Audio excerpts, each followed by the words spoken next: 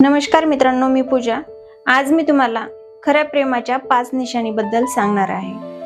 आजकाल आपण पाहत आहोत की मुलं मुली लव्ह मॅरेज लग्न करत आहेत, पण त्यांचं लग्न 4 ते 6 महिन्यात मोडत आहे। याचं कारण त्यांचं एकमेकांवर कदाचित खोटं प्रेम असू शकतं। त्यासाठी तुम्ही कुणाच्या रिलेशनशिप मध्ये असाल किंवा लव्ह मॅरेज करून लग्न करायचा विचार करत असाल तर त्याआधी हा व्हिडिओ नक्कीच पहा।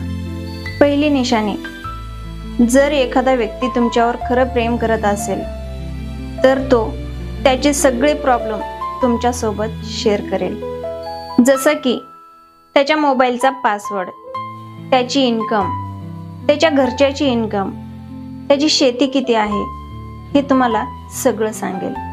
आणि जर एखादा व्यक्ती तुमच्यावर खोटं प्रेम करत असेल किंवा प्रेमाचं नाटक करत असेल तर तो व्यक्ती तुम्हाला कधीच त्याच्या मोबाईलचा पासवर्ड आणि त्याची इन्कम कधीच सांगणार नाही।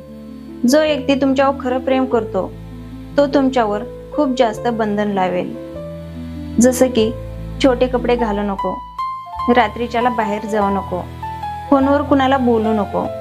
कारण जो मुलगा तुमच्यावर बंधन लावतो तोच तुमच्यावर खरं प्रेम करतो, आणि जो मुलगा तुमच्यावर खरं प्रेम करत नाही तो तुमच्यावर बंधनही लावत नाही आणि तुमची काळजीही करत नाही। तिसरी निशाणी, जो मुलगा तुमच्यावर खरं प्रेम करतो तो मुलगा जेवढा वेळ तुमच्या सुखात साथ देईल त्याच्यापेक्षा दुपटीने तुमच्या दुःखातही साथ देईल। एवढंच नाही तर जेव्हा जेव्हा तुम्हाला त्याची गरज असेल तेव्हा तेव्हा तो तुमच्या सोबत राहील।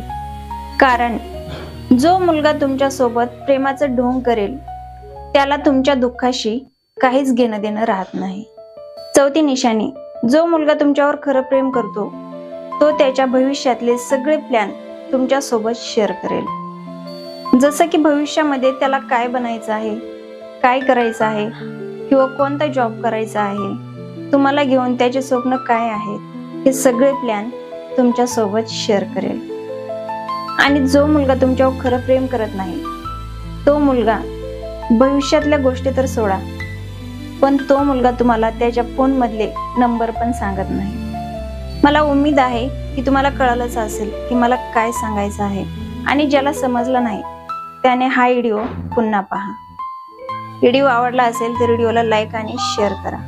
भेटूया पुन्हा अशाच नेक्स्ट व्हिडिओ मध्ये। तोपर्यंत जय हिंद, जय महाराष्ट्र।